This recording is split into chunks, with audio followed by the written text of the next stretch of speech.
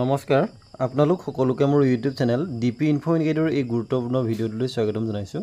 Sir বাইদেউসকল, এই ভিডিঅ'টোত প্ৰতিজন শিক্ষক তথা প্ৰতিখন বিদ্যালয়ৰ বাবে এটা অত্যন্ত গুৰুত্বপূৰ্ণ নিৰ্দেশনাৰ ইনফৰমেশ্যনখিনি অতি চমুকৈ জনাবলৈ চেষ্টা কৰিম।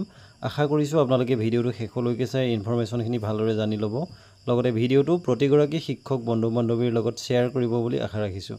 তেনেহ'লে আহকচোন ভিডিঅ'টোৰ মূল কথাখিনিলৈ আগবাঢ়োঁ। ছাৰ বাইদেউসকল, এইখন হৈছে সমগ্ৰ শিক্ষা অসমৰ মিছন ডাইৰেক্টৰ ডক্টৰ ওম প্ৰকাশ ছাৰে প্ৰতিখন জিলাৰ ডিষ্ট্ৰিক্ট মিছন কোঅৰ্ডিনেটৰ তথা ইনস্পেক্টৰ অফ স্কুল তথা ডিষ্ট্ৰিক্ট এলিমেণ্টাৰী এডুকেশ্যন অফিচাৰসকললৈ প্ৰেৰণ কৰা এখন অত্যন্ত গুৰুত্বপূৰ্ণ চিঠি। ইয়াৰ ছাবজেক্টটো হৈছে regarding use of teaching learning materials of Nipun Assam, চমুকৈ FLN and ECCE pre primary. চিঠিখনত যোৱা 25/4/2024 তাৰিখ আৰু 27/4/2024 তাৰিখৰ চিঠি দুখনৰ দুটা বিশেষ ৰেফাৰেন্স নম্বৰ উল্লেখ কৰি দিয়া হৈছে। এতিয়া চিঠিখন লাইন বাই লাইন পঢ়াৰ পৰিৱৰ্তে ইয়াৰ মূল কথাখিনি আপোনালোকক অতি চমুকৈ জনাই দিব খুজিছোঁ। ইয়াৰ মূল কথাখিনি হৈছে যে সমগ্ৰ শিক্ষা অসমৰ মিছন ডাইৰেক্টৰ ডক্টৰ ওম প্ৰকাশ ছাৰে কিছুদিনৰ আগত তিনিচুকীয়া জিলাৰ বিভিন্ন ধৰণৰ স্কুলত ভিজিট কৰিছিল, যিটো কথা তেখেতে এই চিঠিখনত উল্লেখ কৰি দিছে।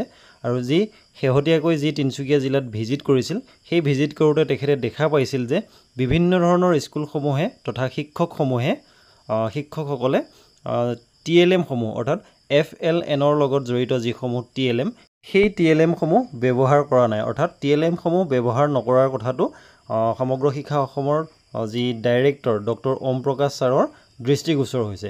আৰু সেই কথাটো এই চিঠিখনত উল্লেখ কৰি দিছে যে প্ৰতিখন জিলাৰ DC তথা ডিষ্ট্ৰিক্ট এলিমেণ্টাৰী এডুকেশ্যন অফিচাৰ তথা অন্যান্য বিষয়াসকললৈ এই চিঠিখনত উল্লেখ কৰি দিছে যে প্ৰতিখন জিলাৰ প্ৰতিখন বিদ্যালয়ৰ শিক্ষকসকলে TLMসমূহ আলমাৰীত সুমুৱাই নথৈ যাতে তেওঁলোকৰ পাঠদানৰ কাৰ্যসূচীত TLMসমূহ ব্যৱহাৰ কৰে, সেই কথাটো এনচিয়ৰ কৰিবৰ কাৰণে এই চিঠিখনত উল্লেখ কৰি দিছে।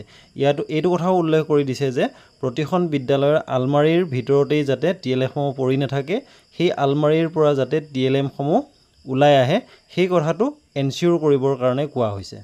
আৰু এই TLMসমূহ যাতে ছাত্ৰ ছাত্ৰীসকলে প্ৰতিজন ছাত্ৰ ছাত্ৰীয়ে ডেইলি বেচিছত চাব পাৰে, ল'ব পাৰে আৰু ব্যৱহাৰ কৰিব পাৰে, তথা শিক্ষকসকলে এই TLMসমূহ যাতে ব্যৱহাৰ কৰে, সেই কথাটো এনচিয়ৰ কৰিবৰ কাৰণে কোৱা হৈছে।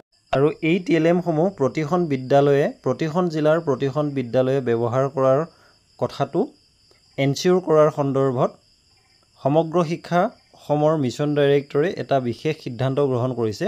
সেই সিদ্ধান্তটো হৈছে যে প্ৰতিখন জিলাৰ ADC আৰু DO অথবা IS তেওঁলোকে যুটীয়াভাৱে প্ৰতিখন বিদ্যালয়ে যে TLM ব্যৱহাৰ কৰিছে, সেই সন্দৰ্ভত এখন বিশেষ certificate duly signed by DO and ADC এডুকেশ্যনে চাইন কৰি এই চাৰ্টিফিকেটখন ছাবমিট কৰিব লাগিব।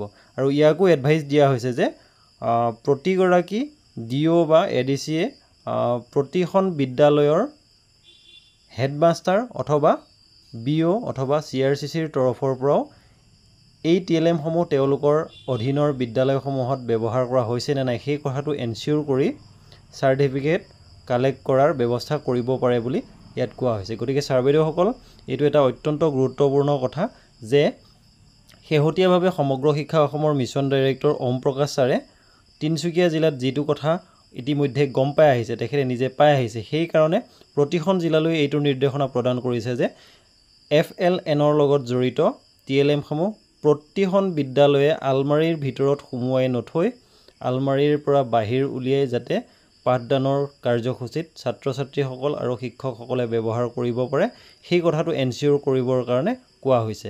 আৰু এই সন্দৰ্ভত হয়তো শিক্ষা বিভাগৰ তৰফৰ পৰা প্ৰতিখন বিদ্যালয় ভিজিট দিয়াৰ ব্যৱস্থাও কৰিব পাৰে। গতিকে এই গুৰুত্বপূৰ্ণ কথাখিনি এই ভিডিঅ'টোৰ জৰিয়তে চমুকৈ জনাবলৈ চেষ্টা কৰিলোঁ। ধন্যবাদ।